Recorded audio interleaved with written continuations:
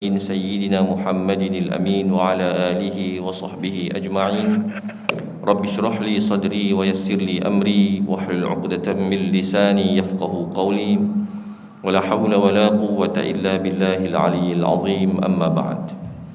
Yang saya hormati Tuan Imam Barisan Ahli Jurukuasa Surau, tuan-tuan dan puan-puan muslimin dan muslimat, mudah-mudahan Allah Subhanahu wa taala sentiasa melimpahkan rahmat kepada kita, memberikan hidayah dan taufik serta kesejahteraan di musim penularan COVID-19 yang masih lagi belum reda. Insya-Allah pada pagi ini saya memohon maaf kepada pihak surau kerana pagi ini saya ingin skip sekejap topik hadis tentang Nabi Muhammad sallallahu alaihi wasallam bercerita. Untuk saya minta laluan pada pagi ini untuk membacakan beberapa hadis daripada buku 40 Pedoman Memburu Ar-Rayyan, ataupun dalam bahasa Arabnya Arba'una Baban fi Bayani Nailir Rayyan, iaitu buku yang memuatkan hadis-hadis tentang berpuasa, sekitar 40 buah hadis, yang mana Ar-Rayyan ini merupakan salah satu pintu ataupun tempat yang dikhususkan oleh Allah Subhanahu wa taala di dalam syurga untuk orang-orang yang berpuasa. Namanya Ar-Rayyan. Maka sebab itulah pihak yang menerbitkan buku ini, iaitu pihak Peduli Insan, meletakkan nama ini sebagai nak mengaitkan dengan salah satu ganjaran yang disediakan oleh Allah secara khusus untuk orang-orang yang berpuasa, sama ada puasa fardu ataupun puasa sunat. Jadi 2 minit yang pertama menjelaskan tentang NGO Pertubuhan Peduli Insan Malaysia, yang namanya secara rasmi Peduli Insan Malaysia ini bermula pada tahun 2018. Yang sebelum itu namanya Insan Care, sebelum itu namanya Syria di Hatiku dan sebagainya. Bermula beroperasi sejak 2011. Pada peringkat awal menumpukan perhatian kepada bantuan-bantuan kemanusiaan untuk pelarian Syria yang berada di sempadan Turki dan Lebanon, dan sehingga kini masih lagi menjalankan aktiviti yang sama. Dan alhamdulillah sejak pandemik ini pada tahun 2020, pihak Peduli Insan telah mula melebarkan bantuan kemanusiaannya kepada rakyat di negara ini melalui bantuan COVID, iaitu sebuah projek bantuan kemanusiaan memberikan bantuan asas kepada rakyat Malaysia yang terjejas disebabkan oleh pandemik COVID-19, dan masih lagi melebarkan bantuan ke tempat-tempat yang lain. Jadi sebagai buku ini merupakan edaran percuma yang baru keluar daripada kilang semalam. Semalam baru ambil daripada kilang di Serdang. Jadi ini sebagai usaha pihak Peduli Insan untuk selain daripada bersama-sama bekerjasama dengan rakyat Malaysia untuk menyalurkan bantuan kepada mangsa-mangsa yang berkenaan, pihak Peduli Insan juga cuba melebarkan sayapnya melalui sayap akademik ataupun dakwah dengan menerbitkan buku-buku separa ilmiah sebagai perkongsian ilmu dan kefahaman agama untuk rakyat Malaysia. Jadi insya-Allah pada kesempatan yang terakhir ini saya ingin membacakan beberapa hadis yang sesuai, yang munasabah dalam situasi yang ada. Untuk itu kita pergi kepada hadis pada muka surat yang pada hadis yang ke-8. Jadi kita baca laju-laju sikitlah, mungkin dapat 5-6 buah hadis kot pada pagi ini. Iaitu pada muka surat 18, kewajipan berniat puasa Ramadan di waktu malam. An Hafsah ummil mu'minin radhiyallahu ta'ala anha 'anil nabiy sallallahu alaihi wasallam qala man lam yubayyit as-siyama qabla al-fajr fala siyama lahu, rawahu Tirmizi. Hafsah ummul mu'minin, Hafsah ini isteri Nabi sallallahu alaihi wasallam, dan isteri Nabi ini Allah gelarnya dalam surah Al-Ahzab sebagai ummahatul mu'minin ataupun ummul mu'minin, ibu kepada seluruh orang-orang yang beriman. Kata Nabi SAW, sesiapa yang tidak berniat puasa di waktu malam sebelum subuh, sebelum terbit fajar shadiq, maka tiada puasa baginya. Hadis riwayat At-Tirmizi. Ini yang kita amalkan dan ini yang dipegang oleh mazhab Syafi'i, iaitu setiap hari daripada puasa dalam bulan Ramadan ini, setiap hari itu dikira ibadah yang berasingan, yang memerlukan niat yang berasingan. iaitu niat pada waktu malam. Jadi malam ni bermula azan maghrib sampailah sebelum subuh. Jadi tempoh lebih kurang 10 jam. Jadi tempoh yang cukup lama untuk niat yang boleh diselesaikan dalam tempoh 1 atau 2 saat sahaja. Dan bila menyebut tentang niat puasa, maka kata para ulama, niat ini amalan anggota utama yang melibatkan niat ni adalah hati. Adapun melafazkan niat seperti yang kita maklum dengan lafaz nawaitu shauma ghadin dan sebagainya, ini adalah sunat sahaja. Kalau tidak melafazkan pun tidak mengapa. Yang penting adalah lintasan untuk mahu melakukan puasa esok hari di dalam hati. Malah kalau misalnya kata para ulama, kalau seseorang melafazkan nawaitu shauma ghadin tetapi hatinya langsung tidak mengiringi lafaz tersebut, maka dia tidak dikira berniat. Apa akibatnya kalau tidak ada niat, tidak dikira berniat? Maka esoknya dia tidak dikira berpuasa di sisi Allah Subhanahu Wa Taala, artinya kena qada lah. Jadi dan niat puasa ini adalah mudah, ya. Tak semestinya kena sebut nawaitu shauma ghadin. Sebagian orang mungkin rasa susah sebab nak kena ingat bahasa Arab barangkali. Tidak. Kalau kita rujuk dalam kitab-kitab fiqh, ya, niat puasa Ramadan ni simple, iaitu kena sebut ataupun kena lalukan ataupun kena pastikan kita nak buat apa, nak puasa. Puasa apa? Kena spesifik sebab puasa ni ada banyak jenis. Ada puasa sunat, ada puasa nazar, ada puasa qada, ada puasa Ramadan, ada banyak jenis. Kena spesifikkan ataupun ta'yin dalam bahasa fiqhnya, iaitu kita berniat untuk berpuasa bulan Ramadan. Kemudian bila? Esok hari. Kita sebut 3 itu walaupun tidak menyertakan kerana Allah, itu pun sudah memadai. Maksudnya kita lintahkan dalam hati, aku nak berpuasa puasa Ramadan esok hari. Cukup. Dia tak tambah lillahi ta'ala. Sebenarnya dah termasuk dah lillahi ta'ala tu, sebab ibadah puasa ni memang khusus untuk Allah. Kita tak buat benda yang sama untuk manusia. Jadi kata para ulama, sebutkan itu sahaja, itu sudah dikira berniat. Maksudnya kita boleh buat niat ni ketika kita berbuka puasa. Tengah kita kunyah, nampak mengunyah masa berbuka puasa tu, tapi kita lintaskan niat siap-siap, besok nak puasa dah, puasa Ramadan kerana Allah Ta'ala, dalam hati. Tak sebut di mulut pun, sebab mulut tengah busy mengunyah kan. Sudah dikira berniat. Malah sebagian ulama kata, kalau misalnya kita berniat ketika sedang solat, solat ni kita membacalah surah ke, baca surah Al-Fatihah ke, baca zikir. Tapi tengah-tengah solat, katalah kita ni makmum, tengah tunggu imam habis baca surah, imam baca surah panjang, kita punya Fatihah dah selesai lama dah. Sambil-sambil duduk sembahyang maghrib tu, rakaat ketiga kan senyap, imam tak rukuk-rukuk lagi, kita teringat, oh esok hari kedua puasa. Kita boleh lintahkan dalam hati kita, besok nak puasa Ramadan kerana Allah Ta'ala. Sudah dikira berniat. Walaupun tak ada istilah nawaitu shauma ghadin. Nawaitu shauma ghadin itu maksudnya aku berniat puasa esok hari, sama jugalah, cuma bahasa Arab saja. Ya, niat ni bahasa Inggeris pun boleh, bahasa Jawa pun tak apa. Yang penting perbuatan niat itu berlaku di dalam hati. Baik. Kemudian kita pergi pada hadis yang ke-9, kelonggaran puasa niat puasa sunat. Baik. Yang straight tadi adalah puasa fardu. Puasa fardu ni puasa Ramadan, puasa qada, puasa nazar, maka kena niat puasanya pada waktu malam, ya, sebelum masuknya waktu subuh.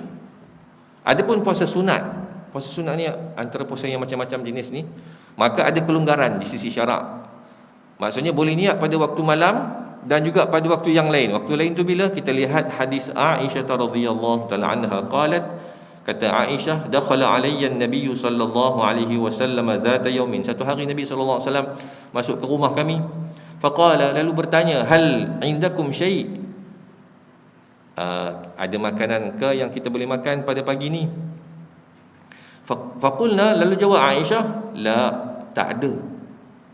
Sesekali dalam rumah tangga Nabi, tuan-tuan, makanan tak ada, sesekali. Ya. Jadi sesekali ni kadang-kadang berlaku macam ni. Lepas subuh, mungkin lepas matahari terbit barangkali, Nabi pun balik rumah tanya, ada sarapan apa pagi ni? Isteri Nabi jawab, tak ada. Qala, lalu Nabi berkata, fa inni idzan shaimun, kalau begitu saya puasa sunat hari inilah.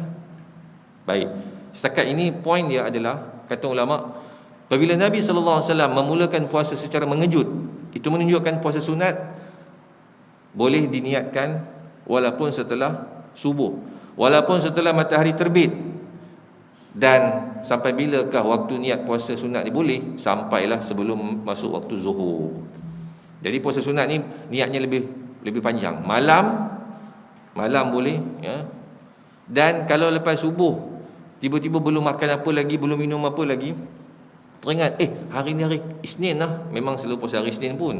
Malam tadi dia ngantuk sangat, hari Ahad kenduri sepanjang siang, malam tu tidur tak sempat sahur, maka dia pun niat lepas matahari terbit.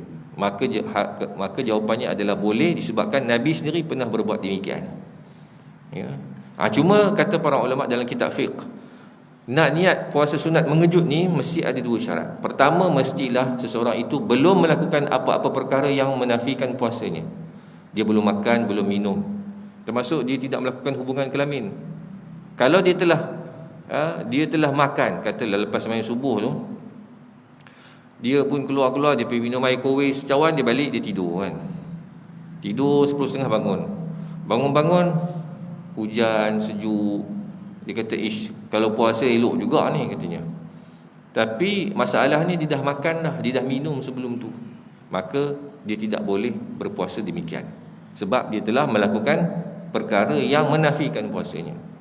Itu syarat pertama. Yang kedua, mestilah dia berniat dan sebelum masuknya waktu zuhur. Kalaulah dia ni jenis kerja kat makmal, sejak lepas subuh dia masuk makmal, dia kerja, dia buat kajian, buat penelitian, observe dan sebagainya, sedar-sedar dah masuk waktu zuhur dah. Dia kata zuhur dah cepatnya, kan. Dia pun fikir belum makan apa lagi, perut belum masuk apa lagi sejak pagi, sejak subuh. Alang-alang dah separuh hari tak makan, separuh hari lagi komplitkan puasa teruslah.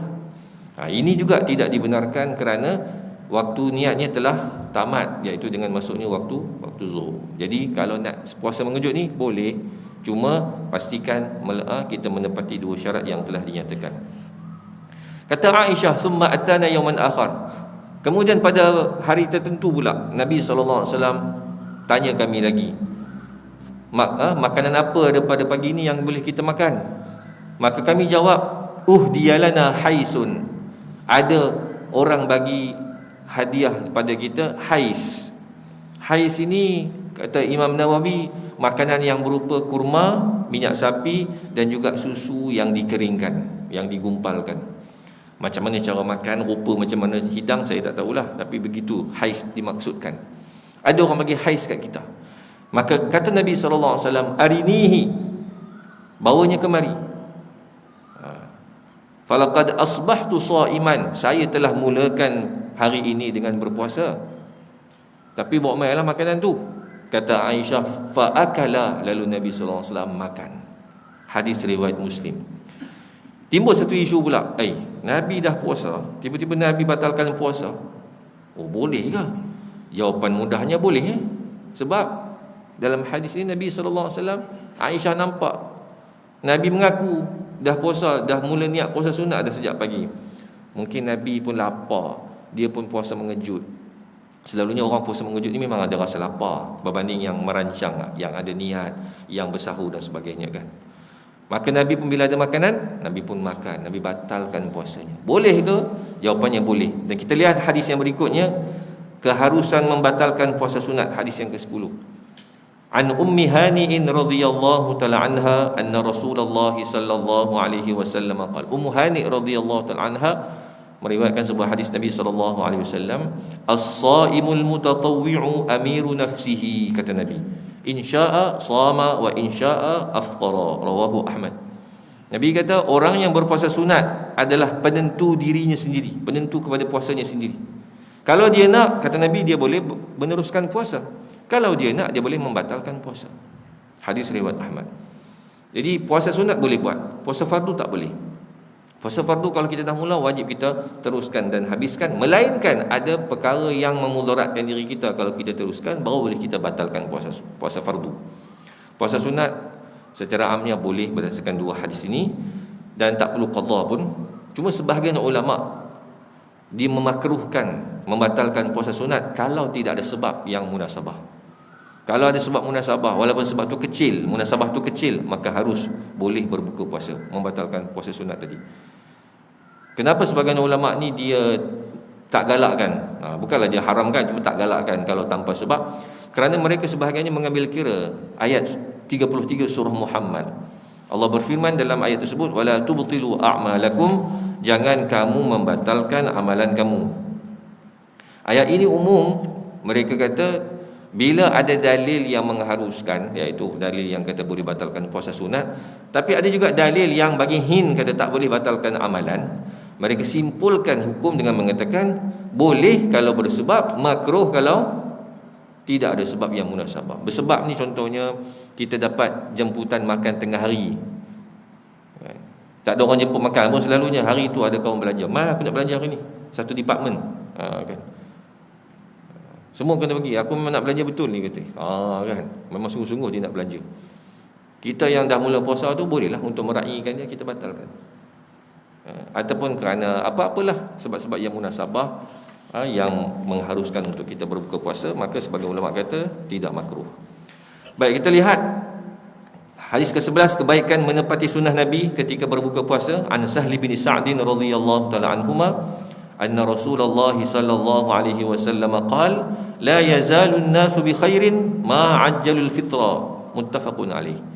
Nabi sallallahu alaihi wasallam bersabda, manusia yakni umat Islam sentiasa mendapat kebaikan daripada Allah selagi mana mereka bersegera berbuka puasa, yakni sejurus masuk waktunya. Hadis riwayat Bukhari dan Muslim. Saya bila tengok hadis ni, saya fikir, Nabi kalau tak kata pun, tak kata hadis ni pun, adakah orang Islam zaman sekarang yang nak lewat-lewatkan buka puasa? Yang kita nampak 3 jam sebelum buka puasa pun dah tengok jam lah, tidak. Tengok, uish, hari ni buka puasa pukul berapa? Dalam grup tanya, hari ni 7.28. Dia perasan makin hujung Ramadan makin cepat buka puasa, kan. Nak bagi tahu kata orang China lah waktu buka puasa ni.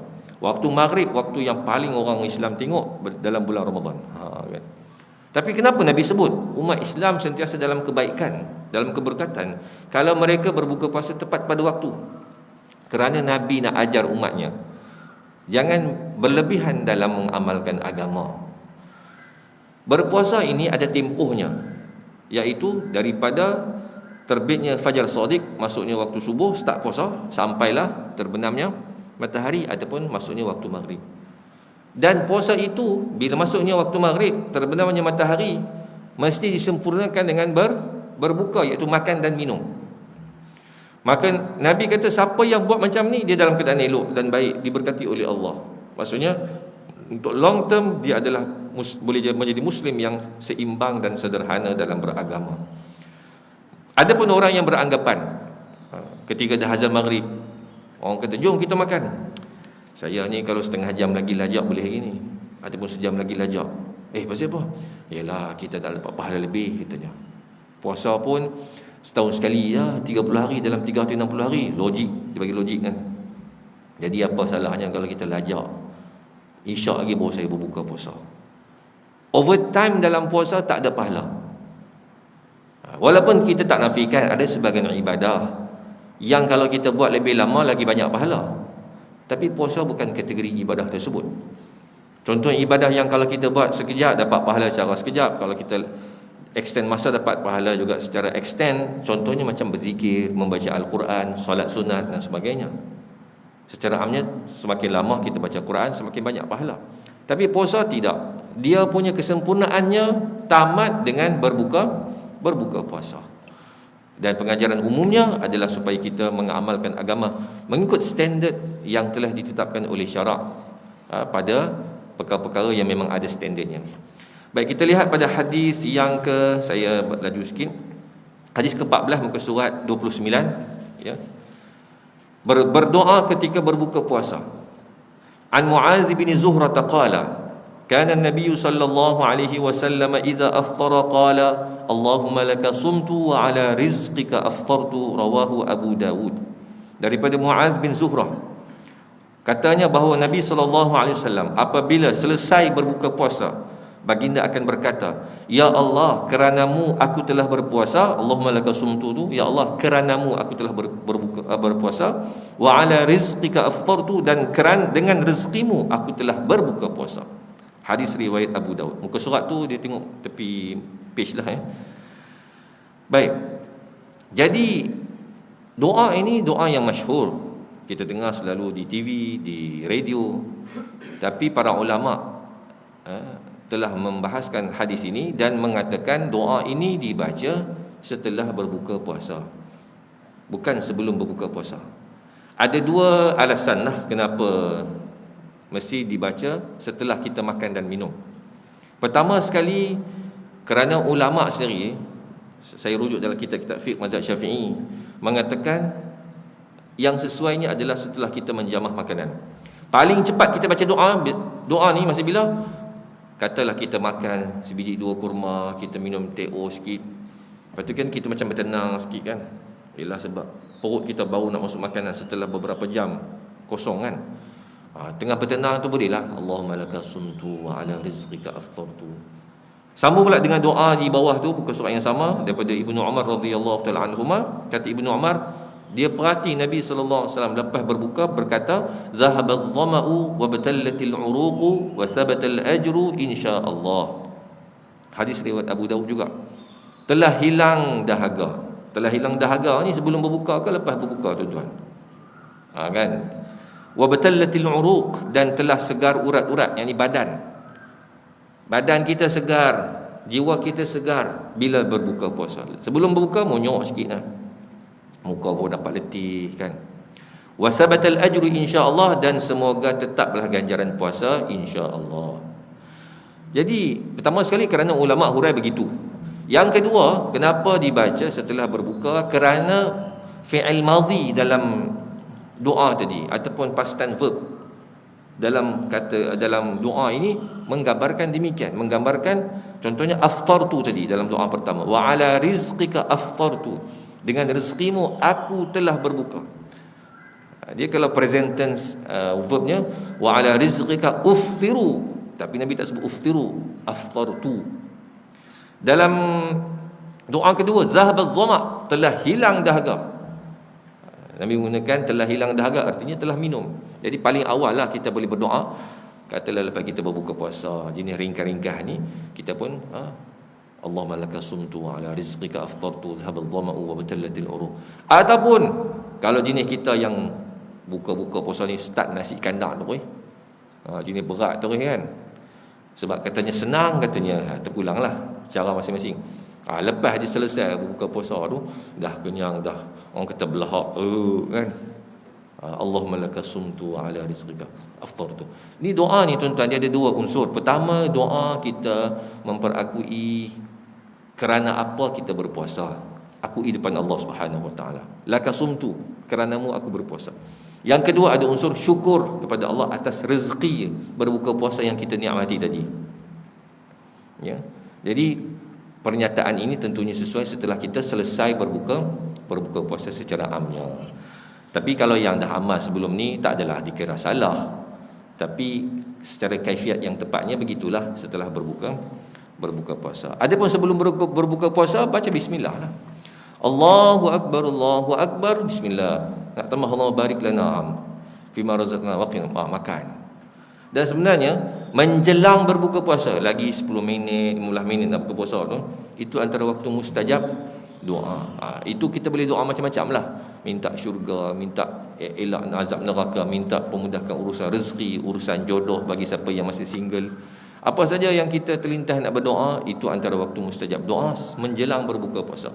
Bila dah azan maghrib, baca doa makan, bismillah paling pendek. Dah makan, Allahumma laka sumtu. Begitulah, alhamdulillah, Allahumma laka sumtu, terpulanglah ya, dan sebagainya. Kita masuk pada hadis yang ke-15. Ganjaran menjamu orang berbuka puasa.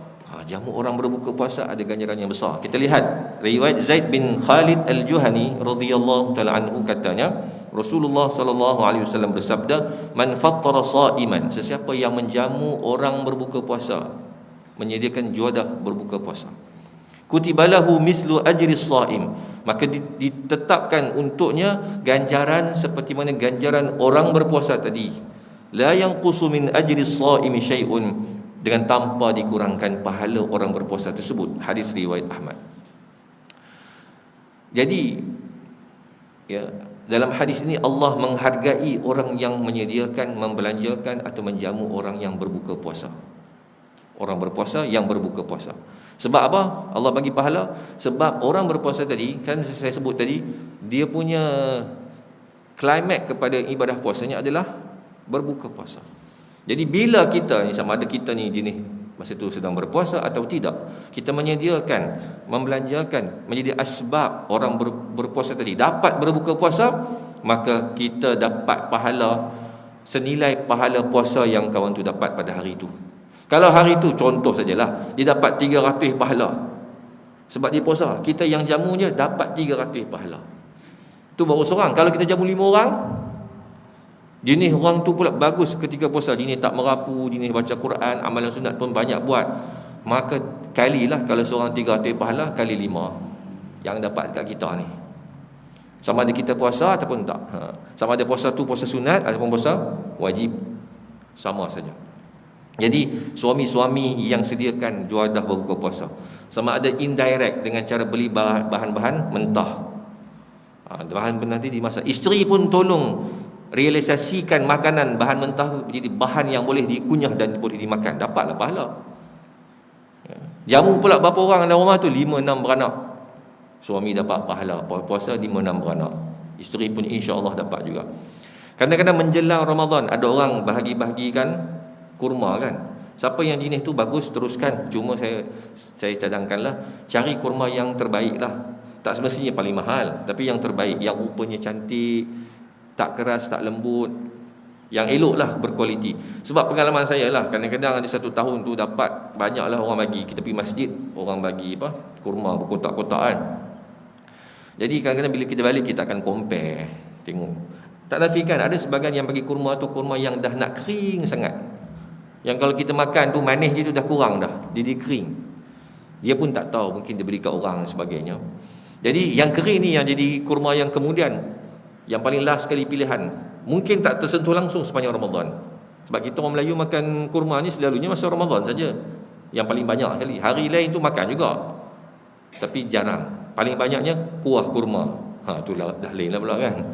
Jadi kita akan cari kurma yang kita buka kotak, tengok, oh kurma ni segar lagi, yang tu kita makan. Bayangkan kurma ni makan sikit je ketika berbuka puasa. Jadi setiap hari orang tu makan kurma yang kita bagi, setiap hari lah kita dapat pahala puasa. Kalau satu rumah makan kurma yang kita bagi, satu rumah tu ada 7 orang, 7 beranak, 7 beranak lah nilai puasa yang kita dapat. Ya, yang tajuk orang berbuka puasa, kalau ada lah, itu antara amalan yang terbaik. Kalau ada Bangla, Pakistan yang puasa nak datang buka puasa di masjid di surau, bagi. Kalau dia puasa, pahala puasa banyak mana yang Allah bagi kat dia, nilai sebanyak itu juga yang Allah bagi kepada yang menaja buka puasa tadi. Kemudian kita tengok pada hadis yang ke-17, amaran keras berbuka puasa tanpa keuzuran. Riwayat Abi Hurairah radhiyallahu taala anhu, bahawa Rasulullah sallallahu alaihi wasallam bersabda, man aftara yauman min Ramadan, sesiapa yang berbuka puasa satu hari daripada bulan Ramadan, min ghairi rukhsatin wala marad, tanpa ada kelonggaran syarak, tanpa keuzuran sakit, saja-saja dia nak buka puasa. Ini kadang-kadang berlaku. Kedai itu tak ada drive thru. Bulan Ramadan ada drive thru belakang kedai. Ini pun sama juga dapat dosa sebab dia bertolong-tolongan, bekerjasama perkara maksiat. Lam yaqdi anhu shaumud dahri kullihi wa in shamahu, maka puasa sepanjang tahun masih tak dapat menggantikan hari tersebut walaupun ia berpuasa sebaik mungkin. Hadis riwayat At-Tirmizi. Nabi nak menggambarkan pahala tu. Kalau siapa yang, sebab puasa Ramadan ni rukun Islam, kefarduan individu, fardu ain atas setiap muslim yang mukallaf. Puasa tu pun bukan setiap hari, sebulan dalam setahun saja, 1/12 daripada waktu. Tapi tiba-tiba dia langgar perintah Allah, maka kalau dia insaf dan taubat pun, baguslah dia taubat tu, memang wajib dia bertaubat. Kalau dia ganti balik, qada balik, kata Nabi, sekalipun dia qada yang sehari yang ditinggal tu dengan setahun berpuasa, ada ke? Tak ada pun. Selalunya satu balas satu jugalah. Puasa setahun pun tak dapat menggantikan puasa yang sehari dari sudut pahala tu. Qada kena qada lah, tapi pahala tak sama. Pahala puasa Ramadan yang wajib pada waktu yang telah ditetapkan tu tak sama dengan qada puasa bagi sesiapa yang meninggalkannya secara sengaja. Adapun yang keuzuran, yang diberikan kelonggaran syarak, ini tak termasuk dalam amaran tersebut. Jadi kita jangan sia-siakan pahala. Dia macam sale lah, beli barang yang sama pada tarikh 2 bulan 2 tahun 2022, kan, dapat potongan sampai 30%, dapat lagi free gift yang bernilai RM300. Barang yang sama kawan tu beli pada hari yang bukan 2 bulan 2 tadi, harga asal mahal, free gift pun tak ada. Lepas tu kita duk compare. Allah, kawan iri hati jugalah. Aduh, pasal apa aku tak perasan sale 2 bulan 2 tu, katanya, kan. Tengok lain macam punya free gift ni, kata. Free gift tu harga RM300, nak beli lain RM300 kena spend pula. Kita rasa rugi, kan. Samalah mereka yang sengaja meninggalkan puasa bulan Ramadan, kehilangan pahala yang cukup banyak yang digambarkan dalam hadis bahawa pahala orang berpuasa ni infinity, tak terbilang sebab terlalu banyak, ya. Baik, kita tengok hadis yang ke-18, termakan dan terminum ketika berpuasa. An Abi Hurairah radhiyallahu ta'ala anhu qala Rasulullah sallallahu alaihi wasallam, man nasiya wa huwa shaimun, sesiapa yang terlupa ketika sedang berpuasa, fa akala aw syariba, lalu termakan atau terminum, falyutimma shaumahu, Nabi kata teruskan puasanya, fa innama at'amahu Allahu wa saqah, kerana yang dia termakan terminum tu rezeki daripada Allah Subhanahu wa taala. Hadis riwayat Bukhari dan Muslim. Termakan dan terminum ni sikit ke banyak ke, hukum sama, tak batal puasa, ya. Walaupun dia termakan sampai 2-3 kali dalam sehari, terlupa. Iya. Abu Hurairah ketika meriwayatkan hadis ni, ada orang tanya kat dia. Ada orang lelaki tanya, wahai Abu Hurairah, macam mana kalau dia terlupa pada hari yang sama kali yang kedua? Pagi tadi dia terlupa, tersarapan nasi lemak dengan teh tarik. Lepas dah selesai makan, baru teringat Allah puasa. Okey, selesaikan puasanya, tak batal. Macam mana kalau kali kedua pula, tengah hari dia beri nasi kandak, terlupa semua ni. Dia dah makan elok punya, balik keluar kedai mamak tu, Allah aku puasa hari ni. Kata Abu Hurairah, falyutimma shaumahu, teruskan puasa, fa innama at'amahu Allahu wa saqah, itu rezeki Allah bagi kat dia. Oh, kawan pun jadi heran. Boleh. Dia tanya lagi, macam mana kalau kali ketiga pula dia terlupa? Batal tak? Padahal hukum sama je. Tak payah tanya dah banyak kali. Abu Hurairah jawab, nampak sangatlah kawan ni tak jarang puasa. Punya tak pernah puasa, sekali puasa memang tak teringat kata dia puasa. Ni saya pernah pengalaman dalam seumur hidup setakat ni lah, 2 kali seumur hidup terlupa. Tapi berlaku dalam puasa sunat. Puasa Ramadan payah nak lupa sebab kita nampak persekitaran kita tu puasa. Kalau kecil-kecil dulu kita pergi dapur, bawa tudung sendiri dah tak ada apa dah. Mak kita dah basuh. Jadi nampaklah tengah hari tak masak, mak kita dalam bilik semayang baca Quran. Kira memang nampaklah puasa tu bila Ramadan. Puasa sunat ni kadang-kadang kita memang terlupa. Kita puasa seorang-seorang, kita keluar-keluar tu tengok, beratuk nasi pakak gomo, kata ni kan. Tapi gomo, pakak gomo, orang Kelantan buat sedap mesti dah. Ya. Kita pun pakak gomo dengan orang tu sekali. Dah makan baru teringat. Tak apa, rezeki Allah lagi kat kita. Hadis ke-19, menyegarkan tubuh ketika berpuasa. Puasa musim panas, tak hujan, panas kan, boleh segarkan tubuh. Kita lihat an ba'dhi ashabin Nabi sallallahu alaihi wasallam qalu, daripada sebahagian sahabat Nabi sallallahu alaihi wasallam kata mereka, anna Nabi sallallahu alaihi wasallam ru'ya bil arji. Pernah Nabi sallallahu alaihi wasallam dilihat oleh sebahagian sahabat di Al-Arj, sebuah tempat antara Mekah dan Madinah, wa huwa yasubbu ala ra'sihi al-ma'. Nabi masa itu sedang membasahkan kepalanya. Wa huwa sha'imun, sedangkan Nabi sedang berpuasa. Minal harri awil 'atash, disebabkan cuaca yang panas ataupun kerana terlalu dahaga. Hadis riwayat Ahmad. Budak-budak sekolah kafar dah buat lama dah. Saya perasan kalau bulan puasa Ramadannya, lepas Zuhur masuk kelas aja rambut basah semua kan. Tapi tak apalah, boleh lah. Yang dengan syarat masa diorang basahkan kepala ni jangan ngangam mulut lah. Ngangam mulut batal puasa sebab dia minum. Anas bin Malik dalam sebuah riwayat diceritakan bahawa dia pernah penuhkan besen di rumah dia tu dengan air, kemudian masuk dalam besen, berendam dalam tu masa dia tengah puasa. Mungkin puasa musim panas. Musim panas ni kalau di Saudi 40 darjah Celsius tuan-tuan. Zaman dulu pula aircon tak ada, kipas pun tak ada. Zaman sekarang ni kalau pergi puasa musim panas di Saudi, di UAE, kurang-kurang hotel tu ada aircon. Duduklah dalam tu sepanjang siang, malam baru keluar. Zaman dulu tak ada. Anas pernah berbuat demikian. Ya. Berendam lama gitu. So kita di Malaysia ni mungkin tak berendam, tapi kita mandi kerap. Selalu mandi sehari 2 kali je. Pagi sekali, petang sebelum maghrib sekali kan. Kita tambah 2 kali lagi. Pukul 12 sekali, pukul 4 petang sekali kan. Tak apalah, boleh mandi, menyegarkan tubuh. Baik, kita lihat kepada hadis yang berikutnya. Selebihnya hadis-hadis yang lain tu tuan-tuan mungkin boleh baca terjemahan dan maknanya, sebab insya-Allah dia bahasanya insya-Allah tak payah. Kita lihat hadis yang ke-26, muka surat 51. Kelebihan bersabar ketika orang lain sedang makan. Kita tengah puasa, nampak orang lain makan, anak kita makan, bini kita yang uzur makan. Yalah, dia makan tu bukanlah depan orang, di rumah kita lah sebab bini kita. Tapi bau tu sampai ke ruang tamu. Kita yang puasa ni hari pertama pula bergoyang jugalah kita punya iman ni kan. Tengok, an Ummi Umarah binti Ka'b bin al-Ansariyah radhiyallahu ta'ala anha. Ummu Umarah cerita, ada Nabi sallallahu alaihi wasallam dakhala alaiha. Satu hari Nabi sallallahu alaihi wasallam pergi ke rumah dia. Faqaddamat ilaihi ta'aman. Maka Ummu Umarah jamulah makanan kat Nabi sebagai tetamu. Faqala, lalu Nabi kata, kuli, jemputlah makan sekali. Faqalat, kata Ummu Umarah, inni sha'imah, saya puasa hari ni ya Rasulullah. Maksudnya Ummu Umarah tak nak sertailah makan tadi, biarlah Nabi makan seorang sebab dia berpuasa. Faqala sallallahu alaihi wasallam, maka Nabi berkata, inna sha'ima tusalli alaihi almalaikatu idza ukila indahu hatta yafrughu. Hadis riwayat At-Tirmizi. Nabi kata sesungguhnya orang yang berpuasa akan didoakan rahmat ataupun pengampunan oleh para malaikat jika ada orang makan di hadapannya sehinggalah mereka selesai makan. Kawan tu makan 40 minit tu dapat doa malaikat, Allahumma ighfir lahu, Allahumma arhamhu. Hari ni macam mana boleh berlaku?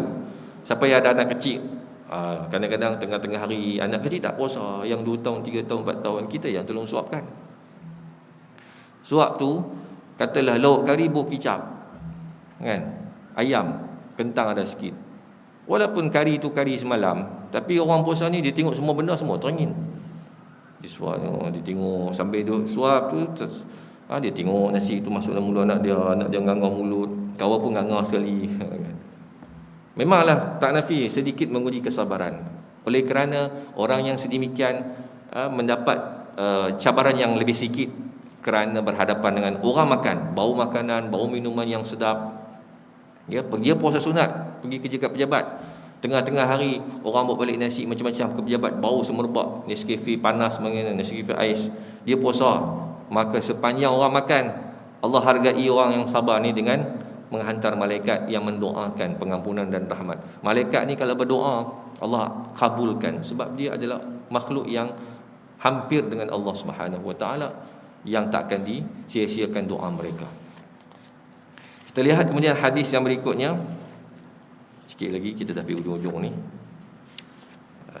Allahumma salli ala Muhammad. Okey, kita pergi pada hadis yang terakhir sekali lah, muka surat 81. Hadis ke-41, agama Islam adalah agama yang realistik, tidak melampau. An Umar bin Al-Khattab radhiyallahu ta'ala anhu qala, Umar radhiyallahu ta'ala anhu menceritakan, ghazawna ma'a Rasulillah sallallahu alaihi wasallam ghazwatayn fi syahr Ramadan, yaum Badr wa yaum al-Fath, fa aftarna fihima. Kami pernah bersama-sama dengan Nabi berperang dalam 2 peperangan yang berlaku dalam bulan Ramadan, kata Umar, iaitu perang Badar yang berlaku tahun kedua Hijrah dan peperangan ataupun peristiwa pembukaan kota Mekah yang berlaku tahun ke-8 Hijrah. Fa aftarna fihima, dalam 2 peristiwa tersebut yang berlaku dalam bulan Ramadan, kami telah berbuka puasa di waktu siang. Hadis riwayat Ahmad. Nabi SAW dia duduk di Madinah selama 10 tahun lebih. Ya. Nabi SAW mula disyariatkan puasa Ramadan pada tahun kedua Hijrah, 2, 3 sampailah tahun ke-10. Nabi meninggal tahun ke-11 Hijrah pada bulan yang ketiga, bulan Rabiul Awal. Jadi Nabi sempat berpuasa Ramadan ni sebanyak 9 kali lah. Dalam 9 tahun itu ada 2 peperangan yang berlaku dalam bulan Ramadan, 2 peristiwa besar, iaitu pertama Perang Badar, perang pertama dalam sejarah umat Islam, peperangan yang paling mendebarkan kerana menentukan survival Islam dan umatnya. Kalau menang, Islam dapat meneruskan langkahnya. Kalau kalah, habis teruslah. Nabi kalau mati syahid dalam peperangan tersebut, memang Islam takat tu sajalah. Sebab orang Quraisy akan tawan kota Madinah pula. Dalam peperangan yang begitu mendebarkan itu, berlaku dalam bulan Ramadan, kata Umar, kami telah berbuka puasa. Nabi suruh kami berbuka puasa. Sebab realitinya begitu. Pertembungan fizikal, kekuatan fizikal pihak musuh yang datang dari Mekah dengan persediaan yang maksimum, kekuatan tenteranya, kekuatan fizikalnya, mereka tak berpuasanya, maka yang sesuai di kalangan umat Islam pada waktu itu tentulah tidak berpuasa. Sebab puasa ini kok mana pun dia akan mengurangkan tenaga. Tenaga tu ada, tapi untuk all out dalam sebuah aktiviti yang memerlukan tenaga yang maksimum seperti peperangan tuan-tuan zaman dulu, kena hayun pedang. Pedang tu bukan ringan macam penyapu tu, macam raket tu. Berat pedang tu, dengan pegang perisai lagi, dengan baju besi lagi, berapa kali berat. Tengah panas lagi pula. Jadi itu belum lagi kepantasan lagi pula nak hayun pedang kat pihak lawan. Kalau lawan lagi pantas, kita kurang pantas, kita yang kena dulu. Jadi benda ini memerlukan kepada tidak berpuasa. Ya. Begitu juga pembukaan kota Mekah tahun ke-8 Hijrah. Nabi dengan 10,000 orang para sahabat dari Madinah bergerak ke Mekah untuk menghukum orang Quraisy yang telah khianat perjanjian Hudaibiyah. 2 tahun sebelum itu pernah berlaku perjanjian Hudaibiyah tahun ke-6 Hijrah. Antara perjanjian besar yang dicapai oleh kedua pihak adalah genjatan senjata. Selama 10 tahun orang Quraisy telah langgar, kena hukumlah. Nabi marah. Maka dalam perjalanan Nabi SAW tu agak-agak orang Mekah ni nak lawan tak bila kita nak tawan mereka ni. Kalau mereka lawan, artinya akan berlaku peperangan, dan mereka musuh ketat kita. Mereka mesti dijangka akan lawan kita sebab nak mempertahankan tempat mereka kan. Tapi kalau mereka tak lawan, itu yang Nabi harapkan, supaya tidak berlaku pertumpahan darah. Nabi tak tahu, Nabi tak ada petunjuk yang Nabi dapat. Jadi Nabi buat langkah hati-hati, siap siaga, siap-siap. Nabi suruh para sahabat berbuka puasa. Dalam buku ni ada, tengah-tengah buku ni ada cerita, saya terlangkau tadi. Nabi SAW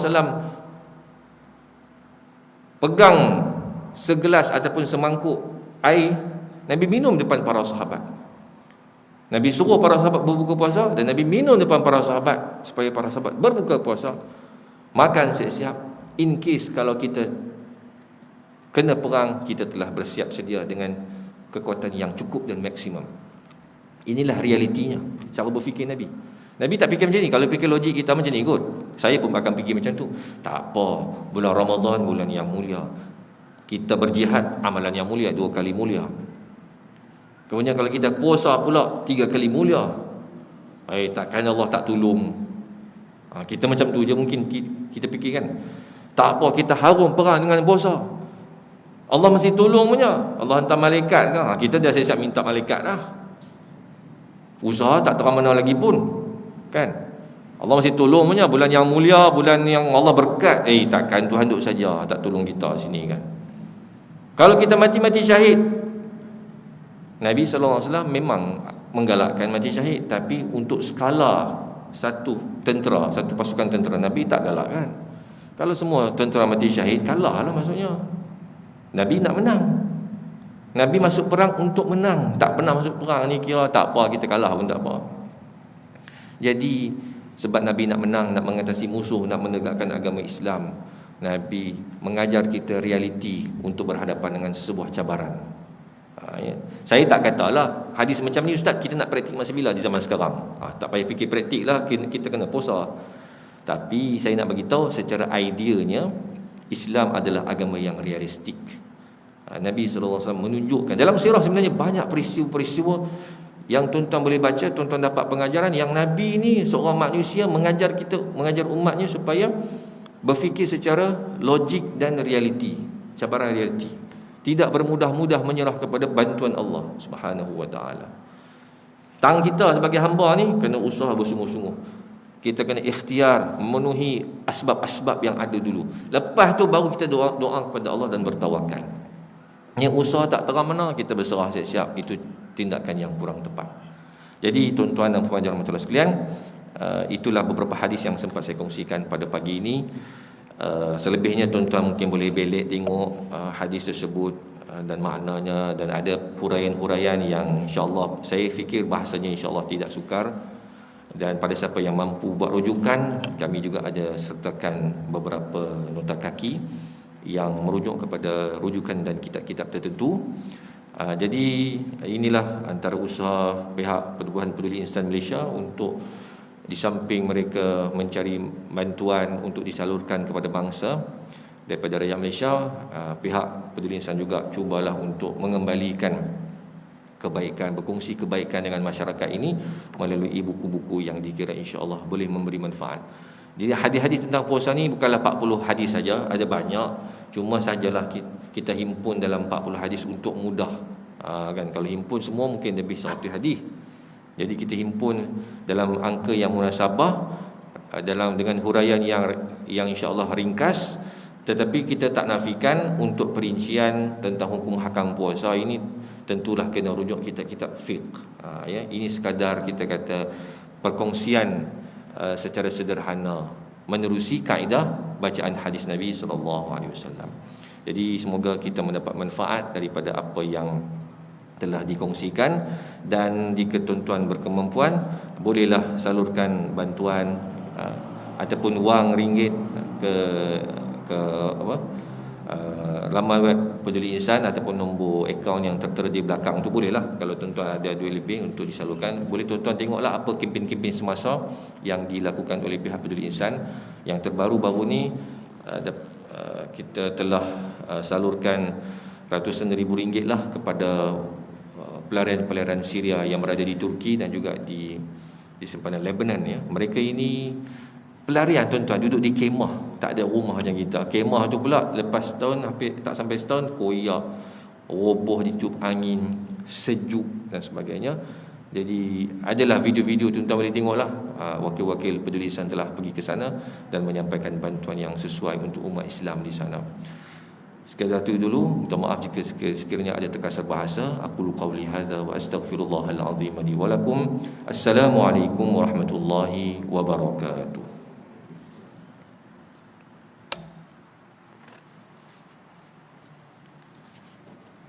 Kalau ada siapa yang tak cukup